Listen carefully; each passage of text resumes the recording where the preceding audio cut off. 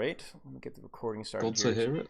Yeah, so I will have this recording sent to you by around sometime, like your time tomorrow afternoon, something like that, depending on how fast I can get the upload going and all that stuff. So, okay, what got you interested in coaching?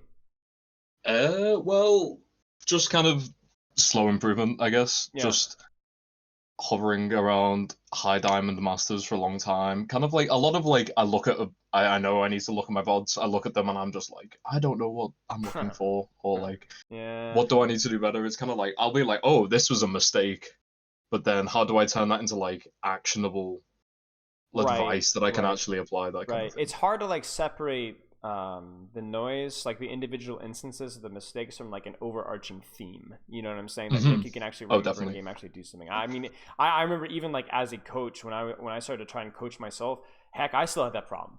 Like, and this was years ago, back when I was coaching myself. Like, I had a really hard time, like, actually coaching myself. So like, I think getting a little bit of outside feedback hopefully will be able to help with that. Absolutely. It's also like maybe there'll be something that you kind of keep an eye on yourself moving forward, right? You get an idea of what to kind of look for, so that you can coach yourself better.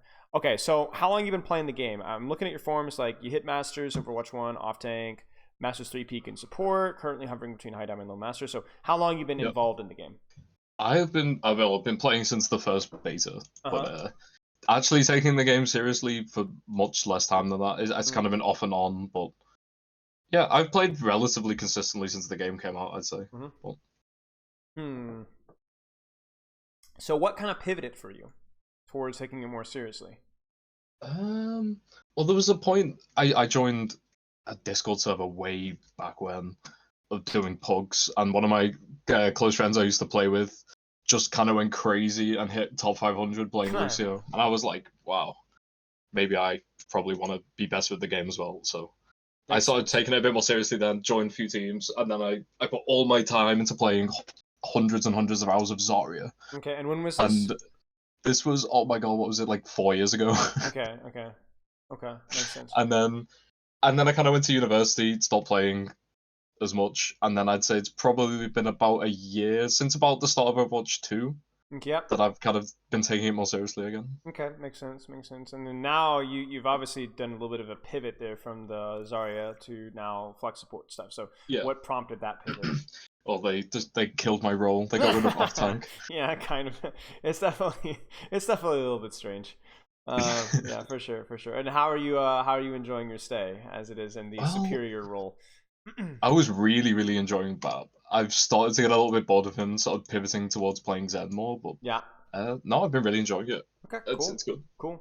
Okay. So, what do you hope to get out of the session? I want some actionable advice on my support play that I can start applying my games, training schedule feedback, how to help learn how to VOD review, how much effort hitting top 500 is going to be. Okay. So we'll get to that, because that chains right into your goals. Long term is top 500. Short-term goals are developing a consistent system of improvement, which I can apply to reach my long-term goals, how to VOD review, develop a training schedule. Okay.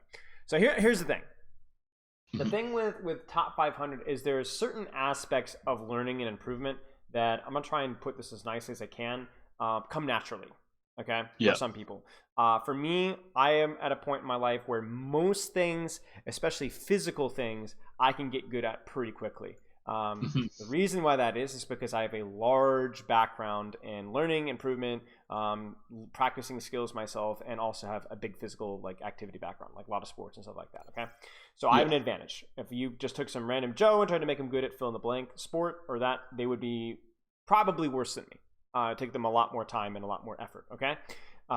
You have the advantage of you at least have gotten pretty good at the game in the past. I've been playing it for a while, have a pretty decent understanding.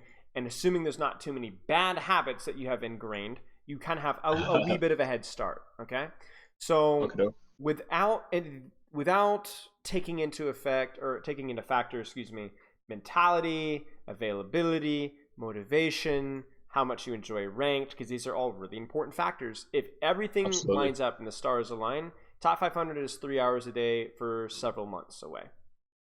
Yeah. Now that's assuming all things go well. It rarely does, even for people that are well equipped for something like that. Usually there's hiccups. Meta changes.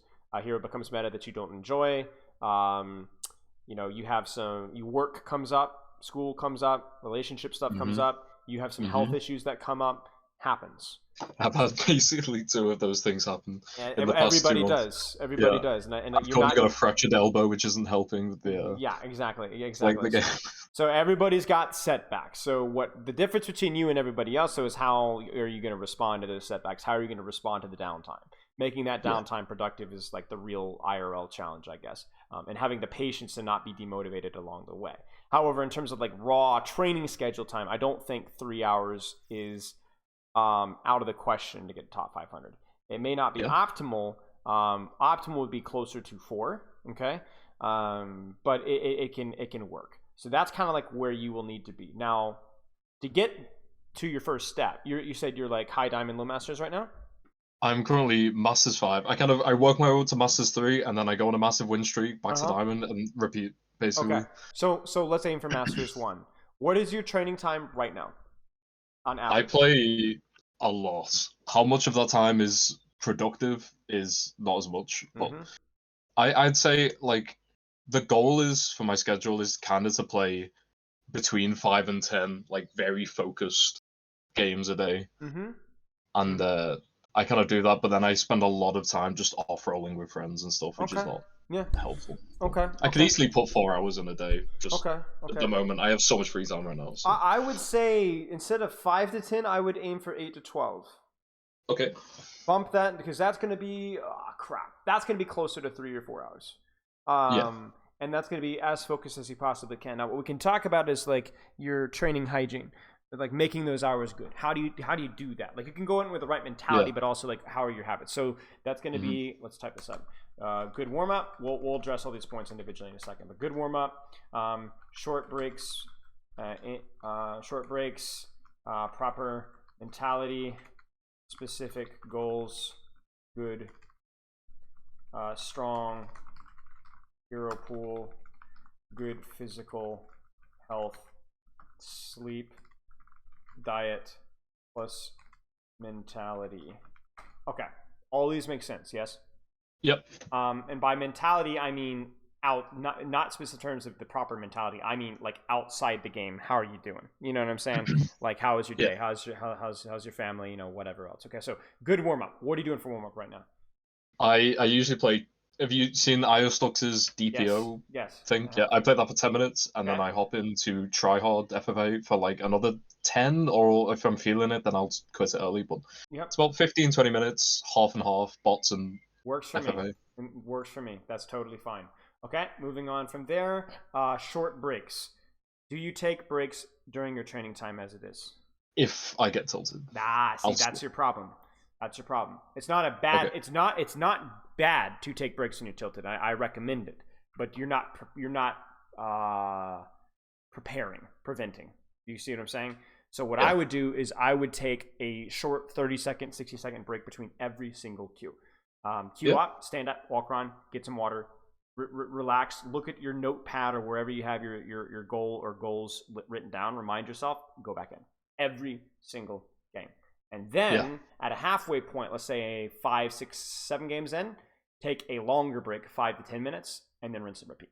Sound good? Yeah, sounds perfect. Okay, that's going to help prevent some of the tilt. It's not going to prevent all of the tilt, but it's going to help make it less likely to occur or be a problem. Make sense? It does, yeah. It also helps keep you focused too, and resets your energy as well, because you remind yourself of what you're doing instead. Because I know a lot of people are like, "Oh, I got to min max. I got to be doing like deathmatch between queues." No, do not do that. That used to be. Yeah, and that's better than like scrolling around on like Twitter for sure. But it's not optimal. Okay, proper mentality. That just means that like you've got the right mentality about improvement. You know what you're trying to do. You're not worried about wins. You're not worried about losses. You're just worried about improvement and growth. I think that goes without saying. It doesn't mean that it's easy to do, but it goes without saying. How do you feel like in terms of where do you fall there? I think my mentality is pretty good, to be honest. I don't really care if I go on a loss streak. I don't really care if I lose a game. I just kind of like, what I care is like, is the quality of the game good? And that's about it. And then it's like, I just kind of trust in the long term. Like, if I do this for long enough, then I will get better. Sure. One little yellow flag. Stop trusting in the quality of the game.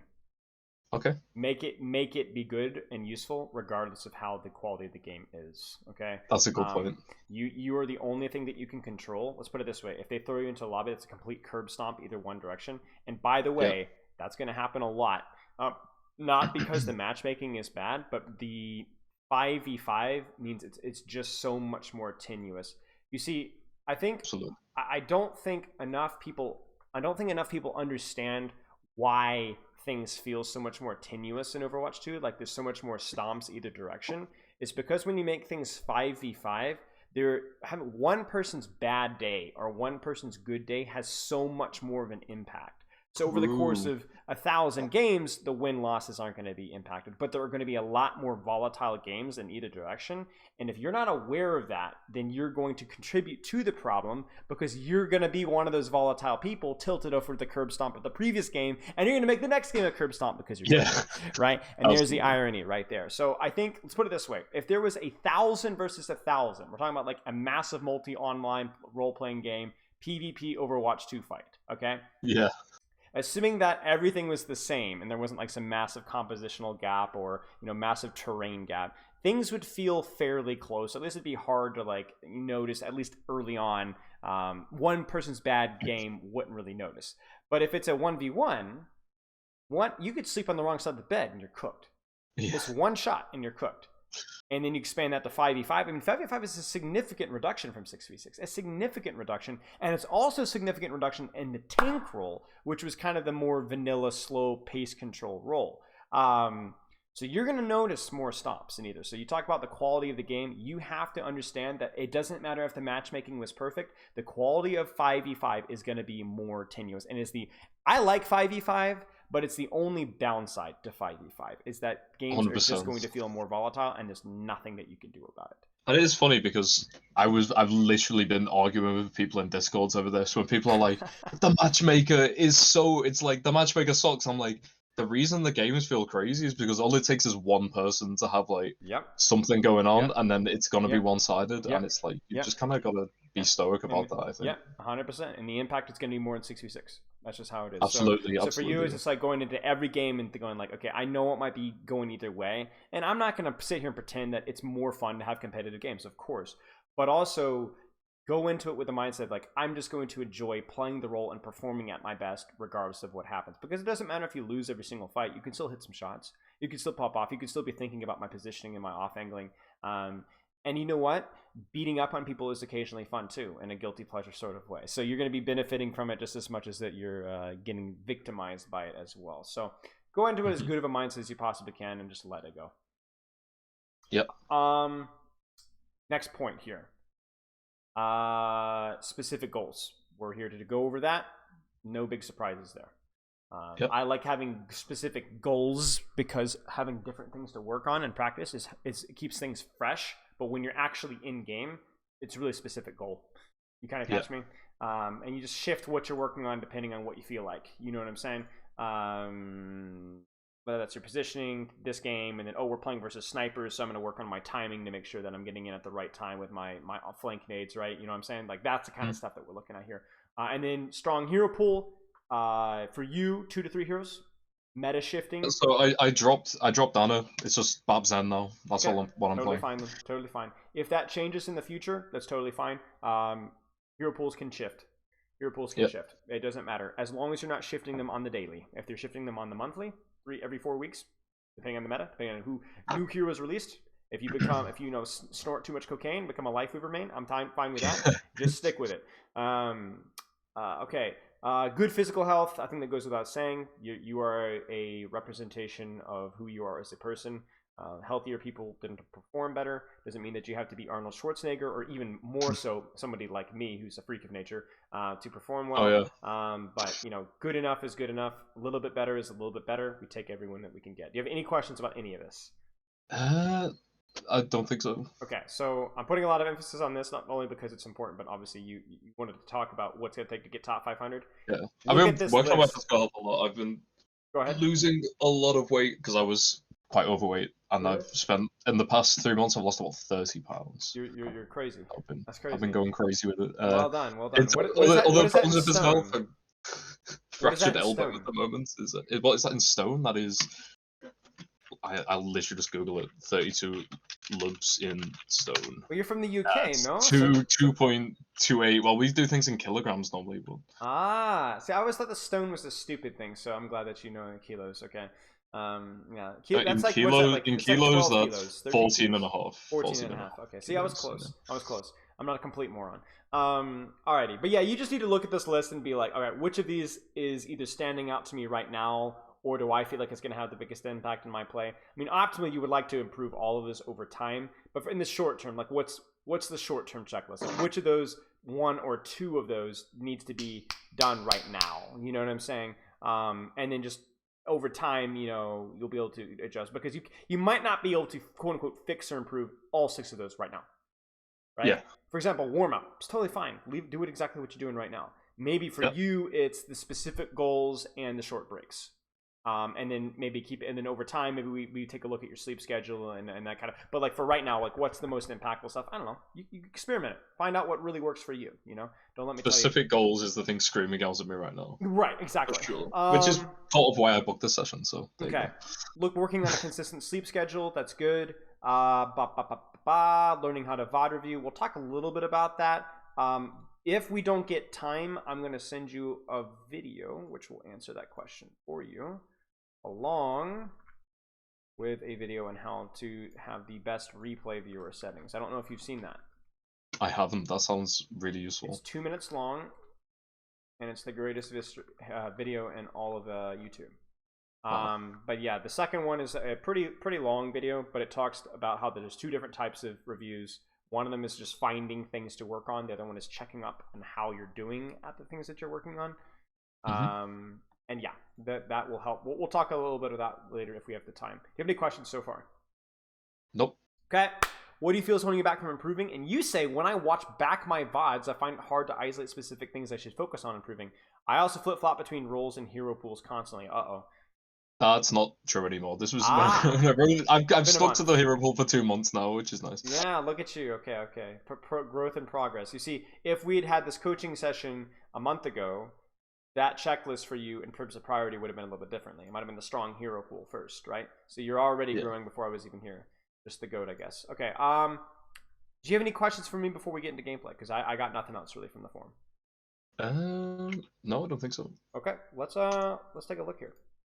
So what shall I do? I can't decide between. So I've been picking up Zen more recently, so I think I'd probably like to look at Zen code. Well done. Yeah, he's just so much more fun, but I'm kind of like don't know what the hell I'm doing, so I'll give you this. He's like Winston, where there isn't a lot to the hero, but somehow that doesn't seem to matter. Yeah. It's still like a very complex and fun hero. Smooth brains will be like, oh, Discord tank, you just win, but the smooth brains, so we don't concern ourselves with the opinions of sheep.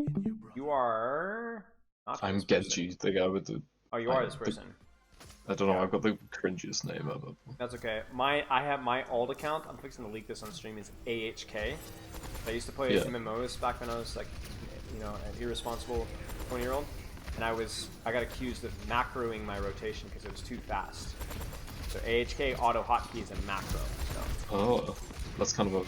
Yeah, it's super cringe. Okay, so let's talk about Zen a little bit here. So what is Zen good at here? You know what? Let's be more specific than that. Look at your composition. Where is Zen going to provide value versus their comp?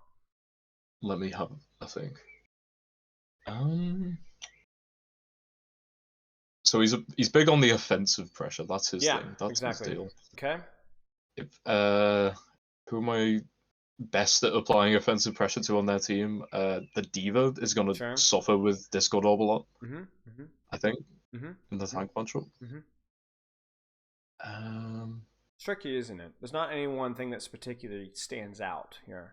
No, now, let me pivot things up to you. Your Torb goes Tracer. Now what?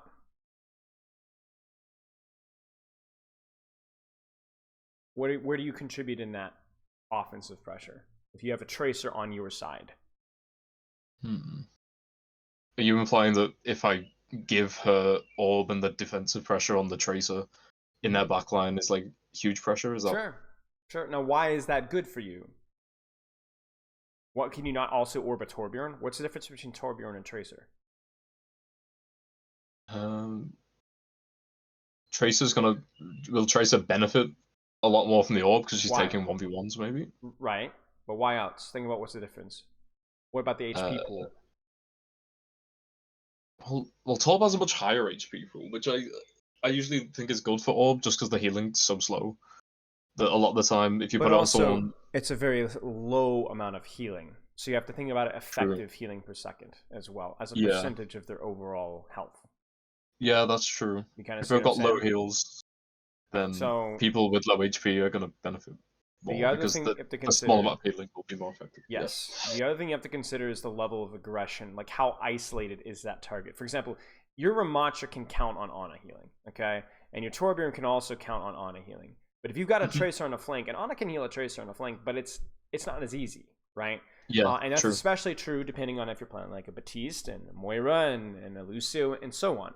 So your job as Zenyatta is one of the catchphrases I always use is orb aggression. Whoever is playing aggressively, whoever's taking aggressive positions, that's who gets your Discord orb on the enemy team, and that's who gets your Harmony orb. And we generally like to prioritize squishy heroes that benefit more from the 30 HPS immediately.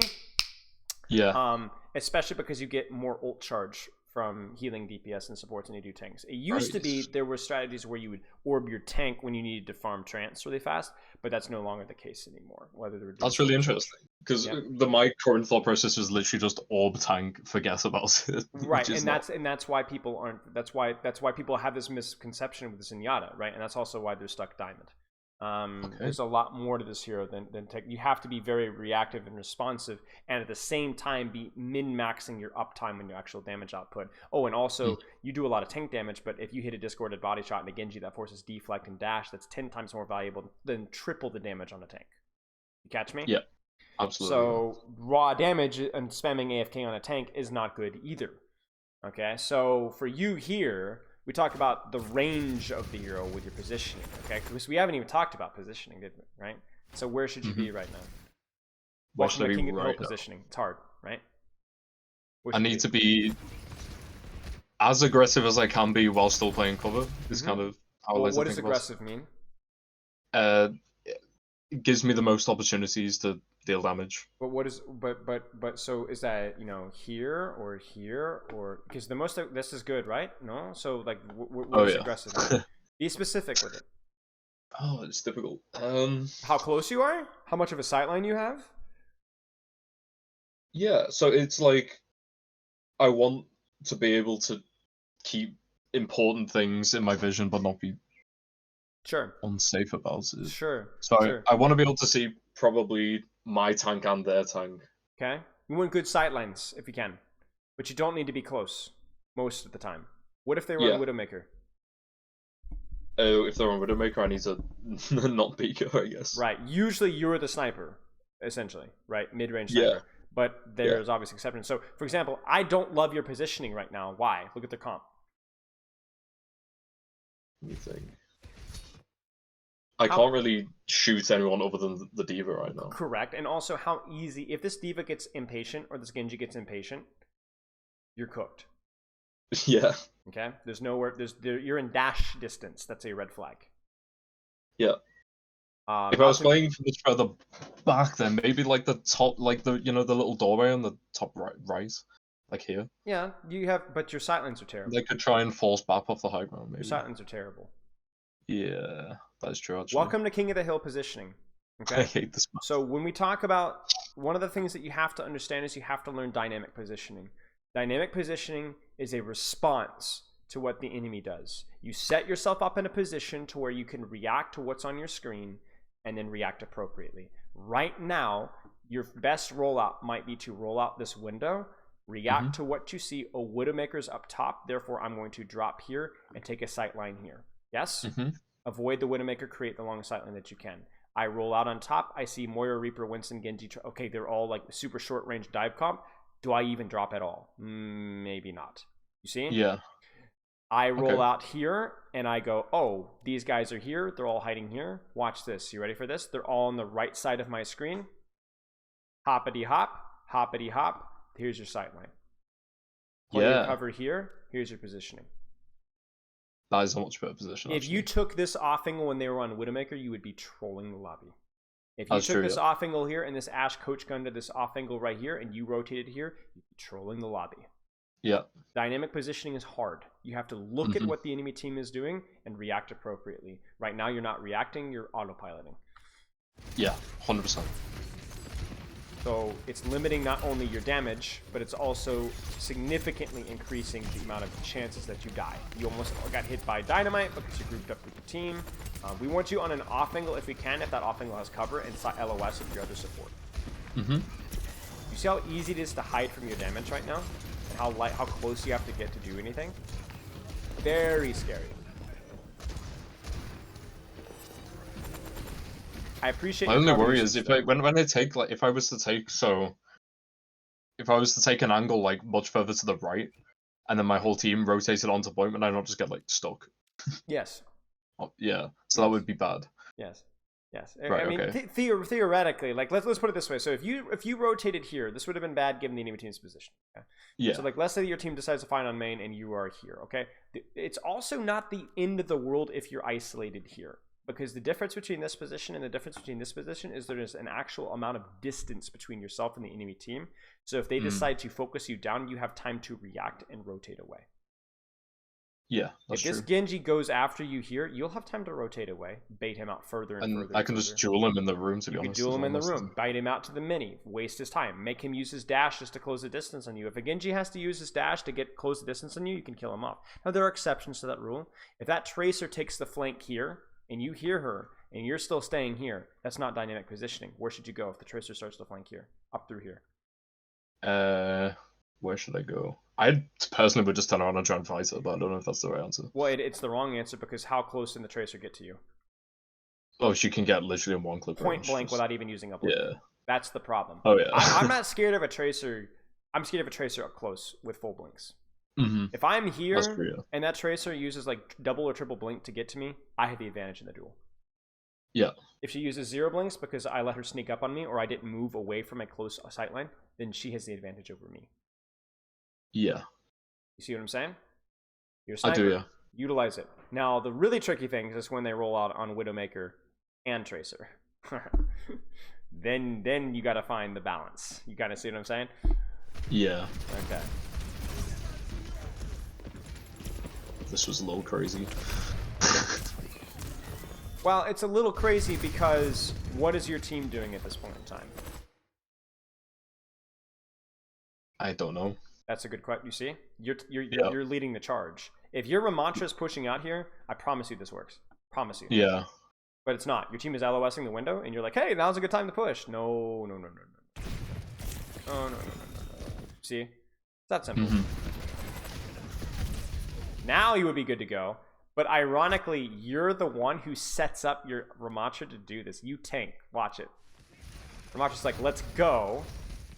Ashe, Ana are focused on you. Diva even peels off. Look at this. Diva's peeling you off. Yeah. And then your Ramantra's just like, all right, thanks, y'all.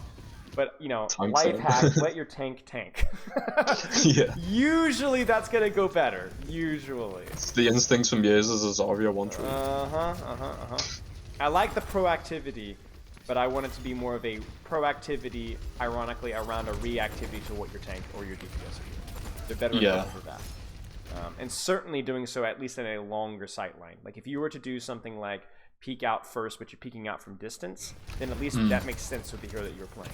What you were doing looked like you were Reaper, crying out loud. Here's a question. Am I right-clicking way too much? Charging volleys way too much. What's the difference between right-click and left-click?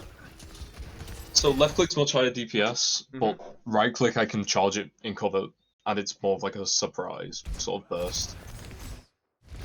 Are you utilizing cover with your right-click right now? No. Not really. Well, so a little bit. So why right-click? Right now, there's a Genji in your screen. Why are you right-clicking?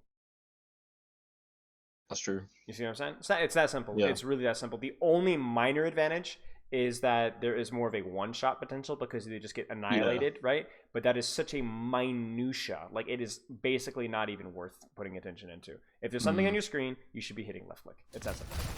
If you're hiding behind a wall or behind cover, then you're charging right-click. That's simple. Right-click, no left-click, right now. Let it go. Don't even fully charge it.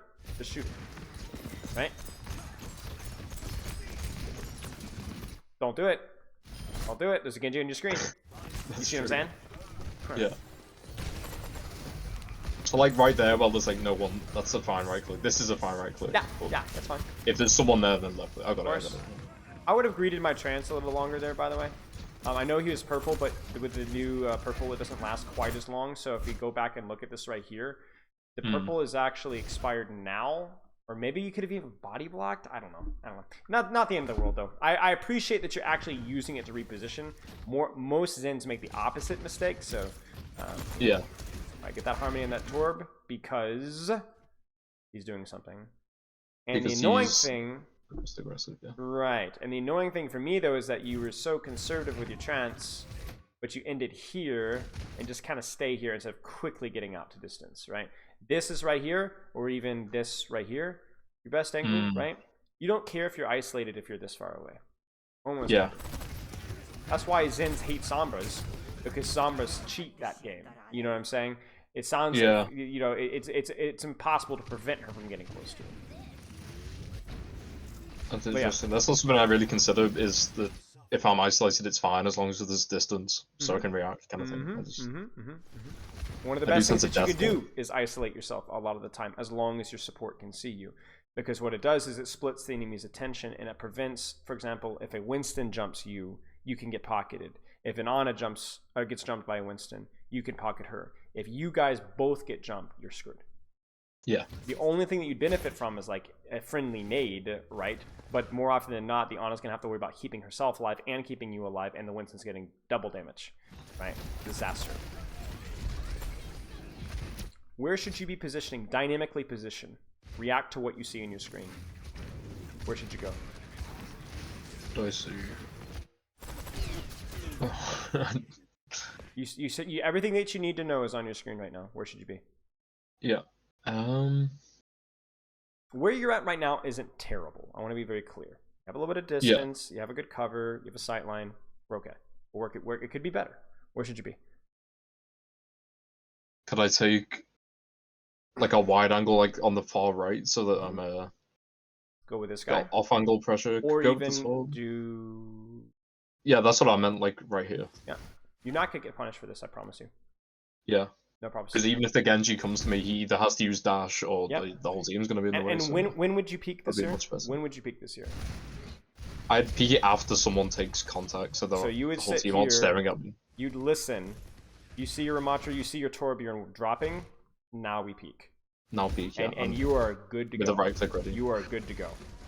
That would be amazing. And I mean, look at this. Look at this. This is absolutely free low. And this is important for your team too, because it will put these guys out or push them back. That will help your team get out of this choke. And then obviously, if your team is zoned out, then because what they'll do is they'll back up and then they'll start shooting you. So then you back up, but then that will allow this Bob to be wasted, right? You wouldn't be able to stay there because you'd be by yourself while your team is peeling off the Bob. But yeah, and then you do it again. Okay, Bob's done.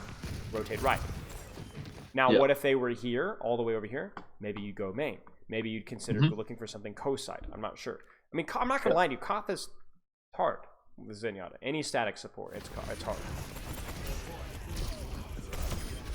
Yeah. Alrighty, brilliant. Any questions so far? We're moving at a little bit of a brisk pace. I can't think of any questions. Okay. Harmony's fine. I mean, I'm not going to talk about that dynamite, but yeah. Obviously, the tank's the only one doing anything. That would not have been an optimal... I mean, this definitely was a time where you could have gone right. That would have allowed you to help your Ramatra by doing more damage, essentially. I know that part of your team is in spawn, so I'm assuming that's why you're hesitating right now, but obviously in hindsight here, would have made sense. Would have made sense. And the other thing here is obviously like charging a right click out in the open, and then to make matters worse, shooting at a diva who's at full HP. Instead of like at least rolling the dice and looking for a squishy pick, you know. It's just a real head empty moment, just also violent. Yeah. Not going to say it again, but positioning, right? They're all left. Now, She's even honestly on high ground too, which makes this choke even worse, right? Yeah, like, this is terrifying to walk out of. Now I'm aware of it. It's painful to watch. Well, good. Which is good. It is good. It's gonna be that much more easy to remember. But you can kind of see that, and then even when you do walk through the choke, you're point blank range, right? Yeah. Okay. Do you have any questions so far?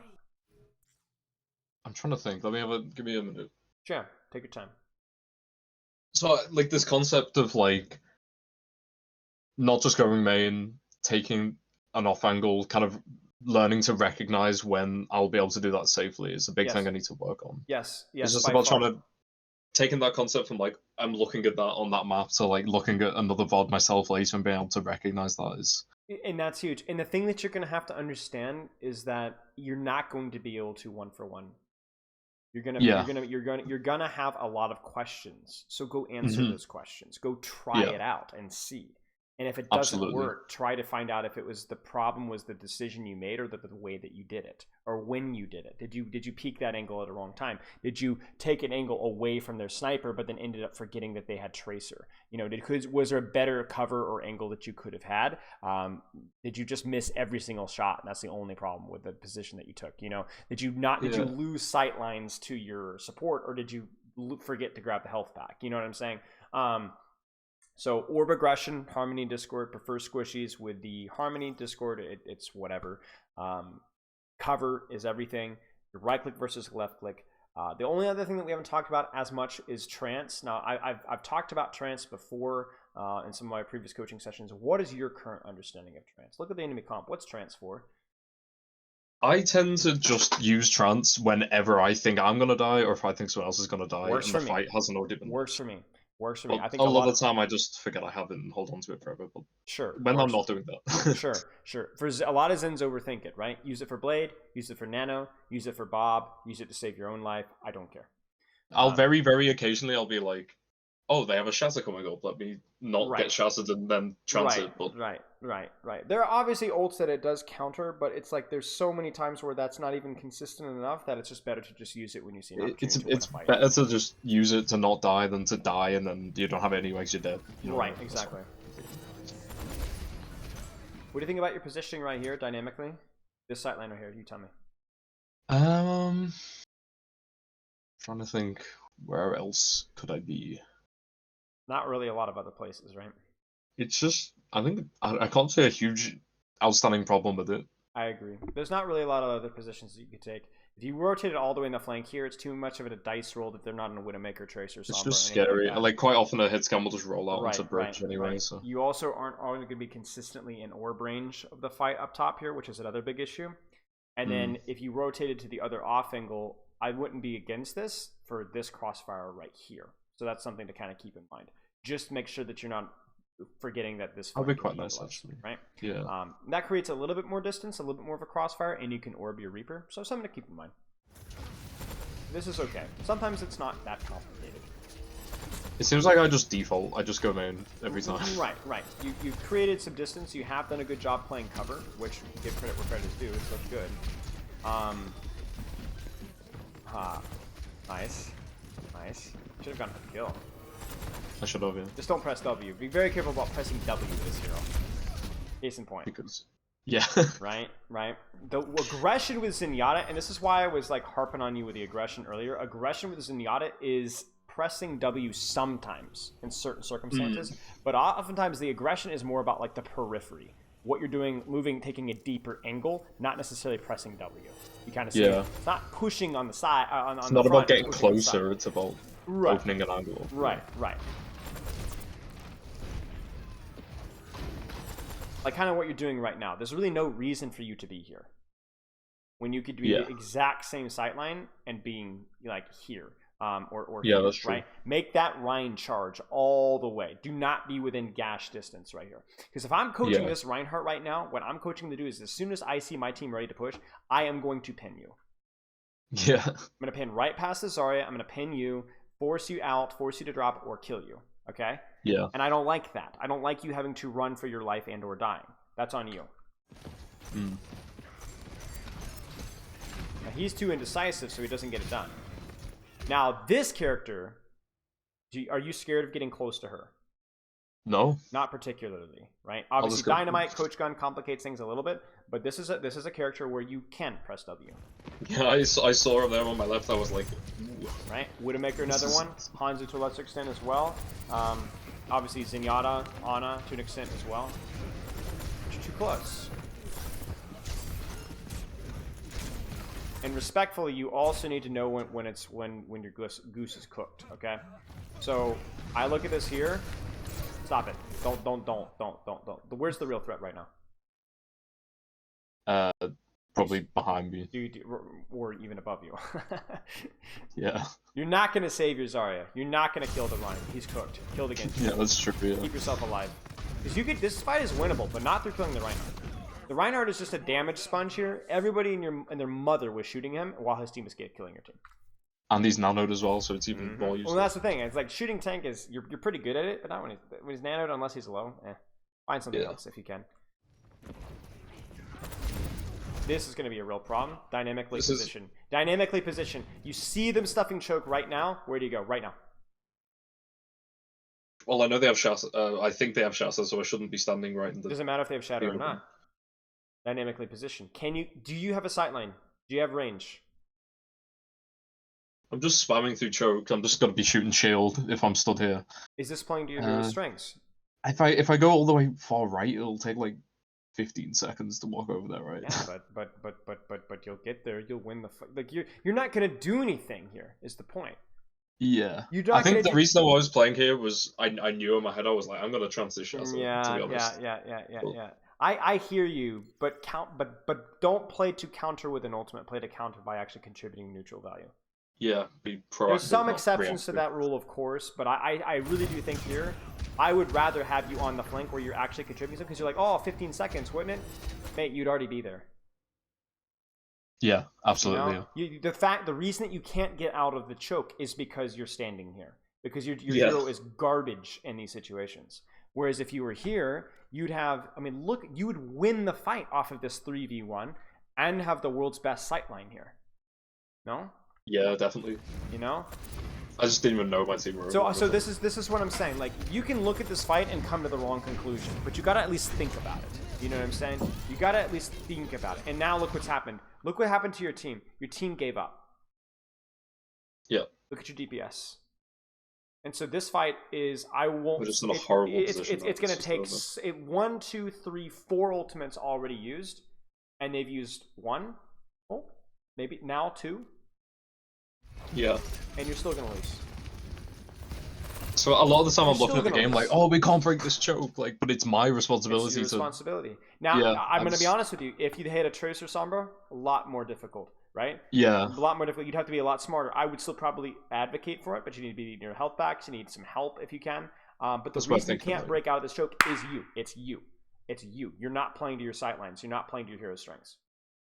100%. I see that now, yeah. Yeah. So it's also like you look at it and be like, if they're on Tracer Sombra, there's a certain risk, but also like playing it safe here didn't work either. So you got to take risks. You have to take risks, you know. And like, look at their comp, right? Is their comp equipped for stuffing a choke? Yes. Is their comp equipped? Yeah. Is their comp equipped to control both flanks at the same time? No.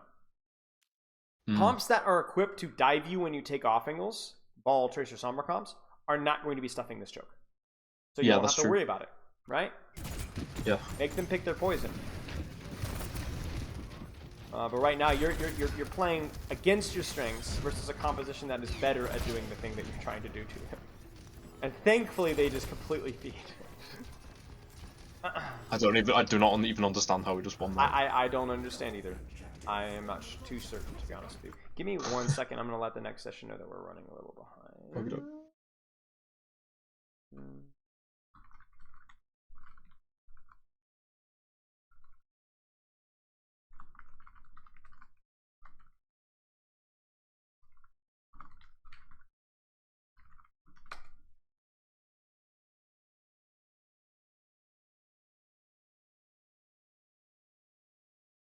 Okay. Sorry about that. Harmony on tank, good. Nothing else to do, so works for me. Reaper's a pretty good one too. Like once they walk through this choke, Harmony and Reaper is going to be your friend with the self healing from Yeah. his shots and Harmony Orb. He's going to have like, think about it this way: he's going to be able to take an extra 2 or 3 shots. Which Yeah, that that'd be range is huge. going to be the difference between night and day. You know. Dynamic positioning ain't that deep. There's not a lot to do. Stop charging right clicks when you got blue in front of your screen. You know, Yeah. or red, Yep. I guess. Blue in this replay, but you know what I'm saying, right? Fight started. There's the Harmony. There's the Discord. Discord on Ryan is okay, but this is like one of those situations where like I also wouldn't be mad if you were to Discord to Squishy here, right? The Ryan is fine because he's playing the most aggressively, but because he's nanoed, it wouldn't be the end of the world. That's good. He should die. Nice. But by the way, what went wrong? Why was that blade so difficult for you to deal with? Watch it Because I was too close. Too close, right? I don't think there was a better option necessarily, but maybe we can look at that and be like, just because we have to hold that choke, it's yes, kind of like it's very awkward. forced. So maybe this is where you take the sight line here. That is nicer. You know, just a couple of meters away. Yeah, I think so. I think the reason I'm playing peeking where I am is because I'm like I can charge the right clicks and then just jump over, pop it. But if now I'm like I should just be left clicking. Right. It just, makes more just sense. hold to do left click on anything that you see through this choke right here. Bam, bam, bam, bam, bam, bam, bam, bam, bam. And then worst case scenario, you could even drop. You can kite out this way as they push. Like right now, you could be kiting out this direction, discording Ryan, and you would be about here instead of there. You see how much easier this is? Small thing. Small thing. It would be a lot easier to react to that. Yeah. So there are going to be circumstances where you can't have everything that you want, positionally wise. But it will be significantly better than what we've got. And this is like, you're cooking. You know what I'm saying? Like you're just totally chilling. It's a shame that it happens like just outside of your reach. By the way, stop right clicking. Yeah. But like there is like 0 threats to you whatsoever. Nice. Get it. Yes! Slay Queen. Ah, no disaster. Okay. I know it's going to happen. You're on Sigma, which is ironically even worse at getting out of this choke. Meanwhile, your Reaper's on the flank. So I'm just going to let this play at 2 times speed, and I'm just going to sit and laugh. Yeah, here we are again. Chortle. Oh, weird. Your Reaper died on the... If only... Who would have thought, you know? Imagine if someone was there. Ah, disaster. Wow. And you have anything to say for yourself? No, I'm just kidding. Okay. So hang on one second.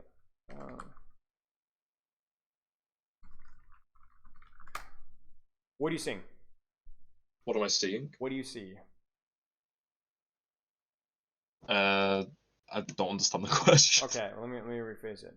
What have you seen from your gameplay? Actually, here's a question. Do you have another replay code? We have another 10 more minutes.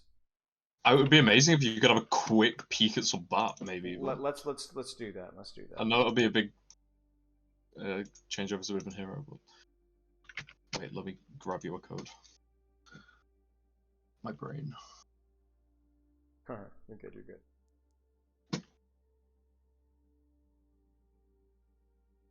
On Funky Town, let's go.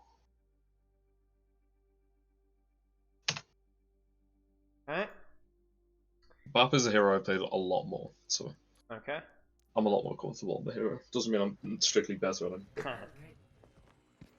Well, every hero that you pick up is going to often be better than the hero that you started with, right? Because you have like the foundations of the other game sense and mechanics that you picked up. That's true. And so that every hero is going to feel a little easier. That still might be your best hero, but I imagine if you were to start hard grinding Zen, your Zen would be as good, if not better than Baptiste. And that's just how it goes. Every new skill that you learn is a head start on the next one. So some games you find so many opportunities to do damage, and other games you just don't find any, and it's just never. Well, this seems is a to classic example right here, right? Where you like look at this enemy comp, and yeah, they're not in Widowmaker, but there's a lot of opportunity to get your shiny head blown off, right? So that's one of the problems with BAP is that where he definitely synergizes with sniper comps, mostly it's just because of his shield damage and just because other supports aren't that good. it's not like Lucio or Moira or Ana are going to do much better. So you might as well pick Bap. So it's rough. It's rough. So I think what you've seen so far is you've been able to manage some heal support, and you have done a lot of pressure on that ball. I like what damage pressure that we've done now. Now, one thing that you can do when it comes to damage pressure is treat yourself like a dive hero, okay? Where you see this right here. This is your opportunity to shoot Ana. But if you wanted to be cheekier, this is also your opportunity to peek and shoot Soldier and Hanzo. Yeah. You see what I'm saying? I wouldn't normally want you to peek a Hanzo, but if you're going to do it now. Why? Because he's staring at the monkey. Correct. So you play off of your tank's pressure.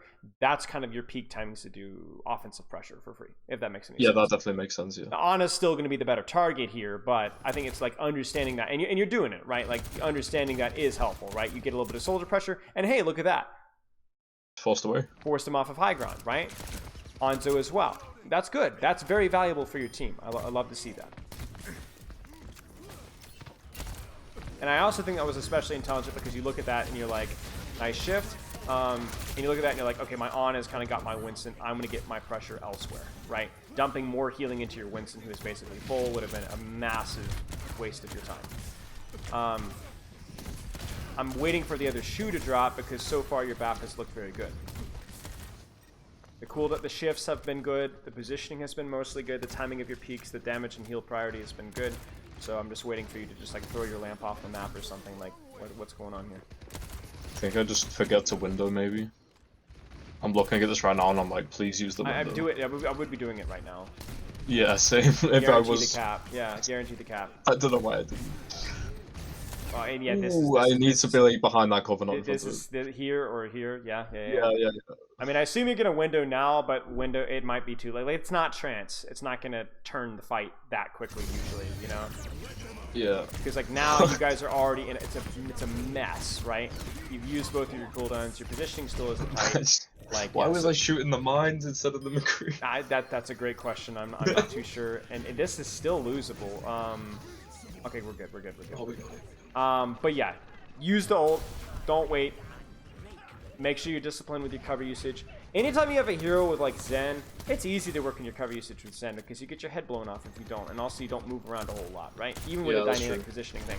But when you're playing Mr. Like, Bouncy hero, so many ways to save myself if I get shot as well. And you bounce. And I bounce. And you bounce. Mobility heroes always forget cover, but it extends your ability to move. Like, for example, right here, you could just jump up here and start shooting people, but also that wouldn't mean that this is better than this, you know? Yeah. Something to kind of keep in mind.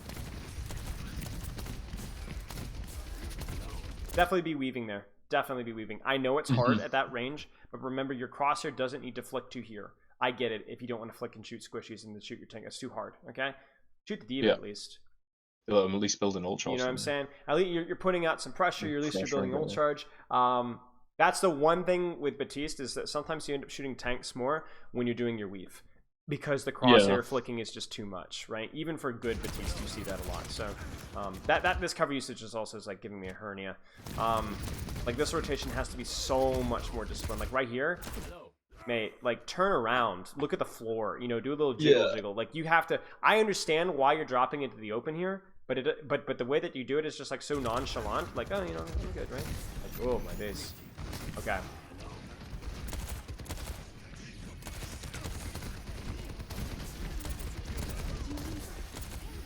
Good? No way.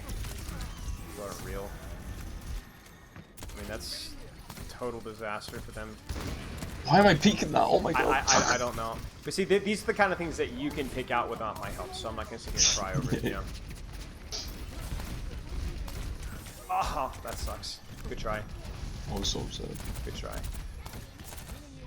Yeah, I mean, I think your weapon play could use a little bit of cleaning up in terms of like finding times when you can weave. I think your cover usage could be a little bit better. Maybe not greeting the window as much, but let's watch a few more fights. I want to see one more window. I'm trying to go a little bit faster. If that's okay for you, just so that we can see more gameplay. You know, I would like to. I appreciate it. Yeah, I'd like to get more fights. That shifts bad. Honestly, it's not going to reach, and also just Yeah, that was just. And what you could do with it is it's it's insurance for you to actually walk forward. So like as soon as you see that your Winston's alive here, you could kind of go here and be like window now, or if you had the time, rotate top window here. And because you have your shift, it's not a troll. Yeah. Right? Your shift is like you look at this comp and you're like, okay, this isn't a dive comp, right? I'm not going to be getting individually pressured, need my shift to win my 1v1. My survival isn't good enough versus this comp. I need to be doing I got something. that, yeah. So if the shift's on cooldown, if the shift is off cooldown, I essentially have 350 HP. Correct, and so utilize it. You know how Yeah. I'm always coaching Kirikos to like actually start taking off angles so that they get their shift forced? Yeah. Same thing with Baptiste. Take an angle, get your shift forced. Yeah. Right? You need to get your shift forced because if you stand here, Zenyatta is a trillion times better than you. Mm-hmm. Right? So take an angle that a Zenyatta wouldn't be able to take safely and abuse that. Right? Whether that's there or whether that's here, utilize it. You know, that like utilize it. Both your like for example, right now, like your lamp too. Like you know how inefficient lamp is sometimes. You know how inconsistent shift is sometimes. So use it selfishly and put out so much pressure that you have to use it selfishly. You know what I'm saying?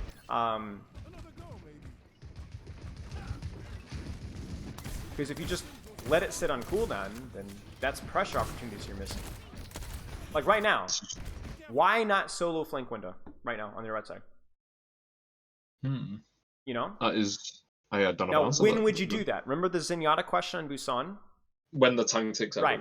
You'd wait. Because we wouldn't want that diva with boosters, right? Or with full HP. So you'd go, all five of them to look at me while I'm doing it. 2, 1, peak window, blow them up. And if anything scary happens, you got both your cooldowns. And good cover usage, right? Yeah. Your hero is not helpful here. It's a classic, I'm stuck behind a choke and it's my fault again for the same reason as on them. Exactly. Yeah. It's just not like you got shift value, I guess. Is your Ana AFK? Maybe that's good. Okay. So that's great. So maybe this is why you're here. I get it if that's the case. But I guess we're just like we're not critiquing your gameplay decisions right now. We're theory crafting. Absolutely, I understand that. And that's something that you could be doing in game too. And that's a good way of looking at it as well, because that kind of like, not to be cringy, but like a judgment-free zone, you know? Like you should go into every comp game with that mindset. Like I'm not really concerned if I'm like playing optimally here. I just want to try some stuff, you know? Great lamp. Absolutely.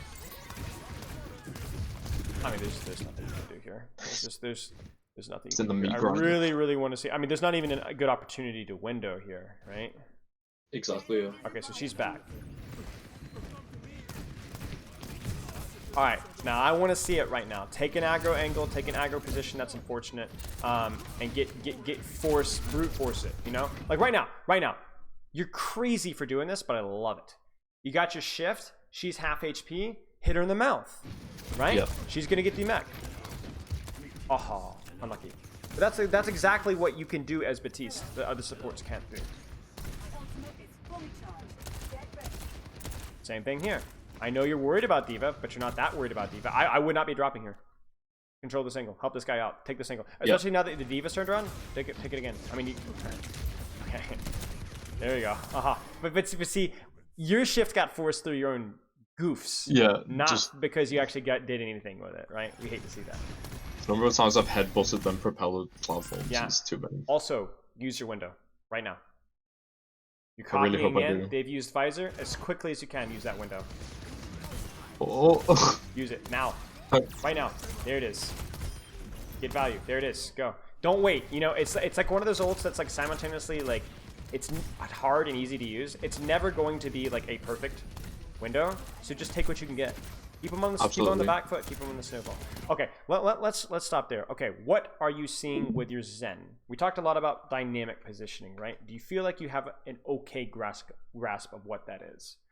Oh, definitely. I think I've just I've been playing just defaulting and going main every time and not even thinking about it. And now I have it in the back of my mind to think about where can I stand based on the enemy comp, based on the enemy position.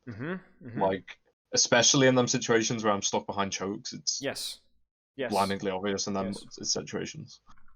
And little things like the left click and right click thing, I'll definitely remember.